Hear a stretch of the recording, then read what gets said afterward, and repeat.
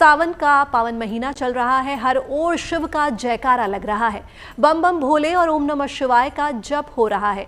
आज सावन का तीसरा सोमवार है। सुबह से ही भक्त मंदिरों में भोले की भक्ति में लीन है। मान्यता है कि सावन के तीसरे सोमवार को शिव के 3 स्वरूपों की पूजा प्रदोष काल में करने से साधक के सभी कष्टों का अंत हो जाता है।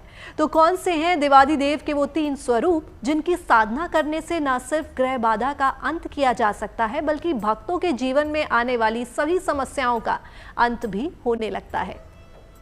अद्भुत और मंगलकारी है सावन का तीसरा सोमवार। शिव के विभिन्न स्वरूप करेंगे आपका कल्याण। अलौकिक है देवाधिदेव महादेव की माया। सावन के तीसरे सोमवार को हट जाएगी अनिष्ट की छाया। सावन और शिव एक दूसरे के पर्याय हैं और जब सावन का सोमवार आता है तो भक्तों की भक्ति चरम पर पहुंच जाती है।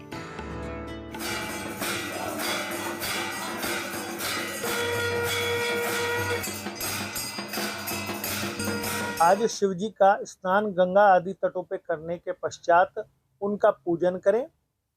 अगर कुंवारी कन्याएं विशेष तौर पे पारद शिवलिंग का पूजन करें या सामान्य शिवलिंगों पर गुलाब जल या गुलाब के फूल अर्पण करें।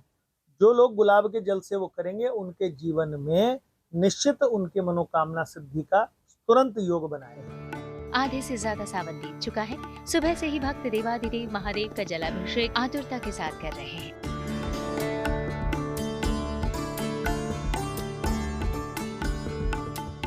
सावन के तीसरे सोमवार को महादेव के किस स्वरूप की पूजा आपका कल्याण करेगी, आज हम आपको यही बताने वाले हैं।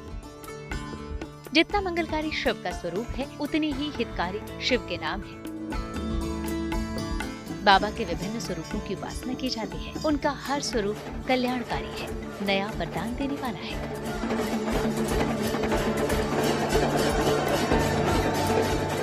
सावन के तीसरे सोमवार पर आप भी शिव के स्वरूपों की कीजिए पूजा, क्योंकि सावन में की गई शिव साधना आपकी हर विपदा का हरण कर लेगी।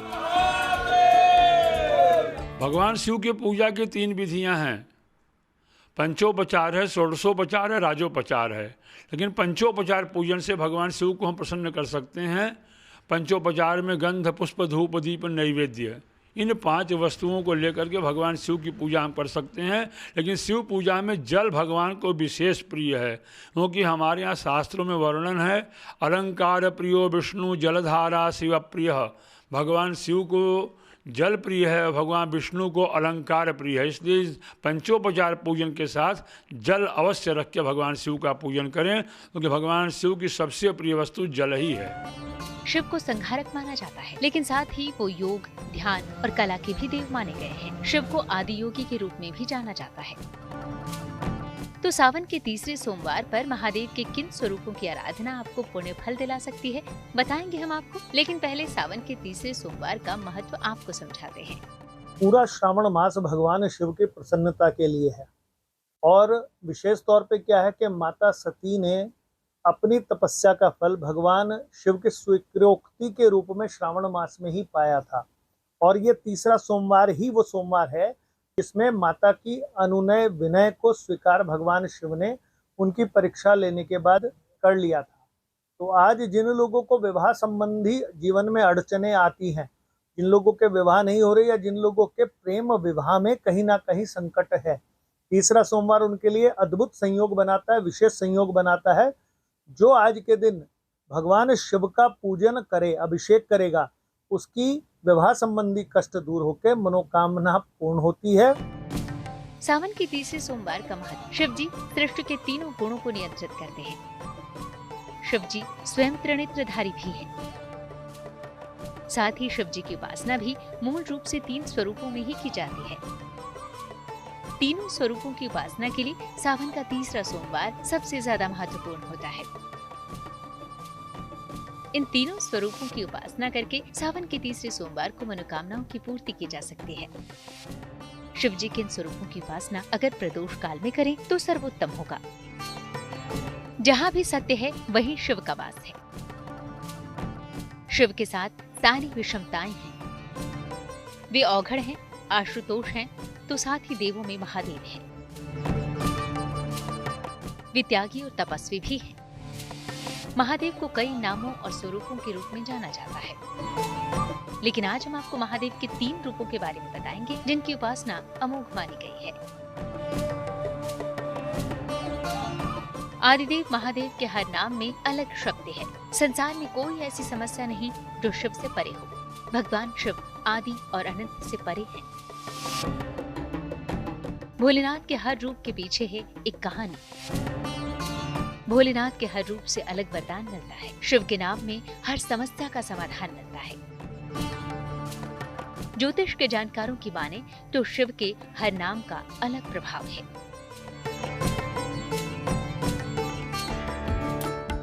अंतर्यामी भगवान शिव के तीनों स्वरूप परम कल्याणकारी हैं।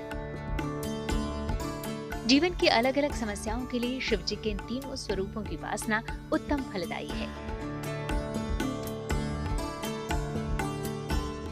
तो आइए आपको सबसे पहले बताते हैं भगवान भोलेनाथ के नीलकंठ स्वरूप की महिमा। जिन लोगों को शनिकृत पीड़ा चल रही हो, राहु उनको परेशान कर रही हो, उनका नीलकंठ स्वरूप भगवान की पूजा करने से उनको राहु जनित, शनि जनित, केतु आदि के ग्रहों की शांति का सर्वोत्तम और सरल उपाय है। संसार की रक्षा के लिए शिव ने समुद्र मंथन से निकला हलाहल विष पिया। हलाहल विष पीने से शिव जी का कंठ नीला हो गया। शिव जी के इस रूप को नीलकंठ कहा जाता है। नीलकंठ रूप की उपासना करने से शत्रु बाधा दूर होती है। नीलकंठ रूप की उपासना से साजिश और तंत्र मंत्र का असर नहीं होता। सोमवार को शिवलिंग पर गन्ने का रस चढ़ाकर होती है नीलकंठ की पूजा। नीलकंठ रूप की उपासना का मंत्र है ओम नमो नीलकंठाय। समुद्र मंथन जब हुआ तो अमृत पीने के लिए सभी तैयार थे, लेकिन विष पीने को कोई तैयार नहीं था। तो भगवान शिव ने जगत के कल्याण के लिए पूरा विष पी लिया। और चूंकि भगवान शिव के हृदय में भगवान राम विराजमान हैं, इसलिए भगवान शंकर ने उसे अपने कंठ के नीचे नहीं उतरने दिया।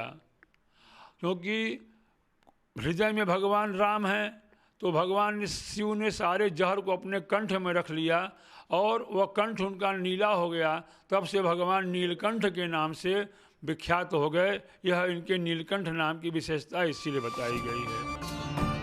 भगवान नीलकंठ का ध्यान, उनकी उपासना और आराधना समस्त कष्टों का समूल नाश करने वाली है। आदिदेव महादेव के नीलकंठ स्वरूप की उपासना ग्रह दोष और ग्रह बाधा दूर हो जाते हैं।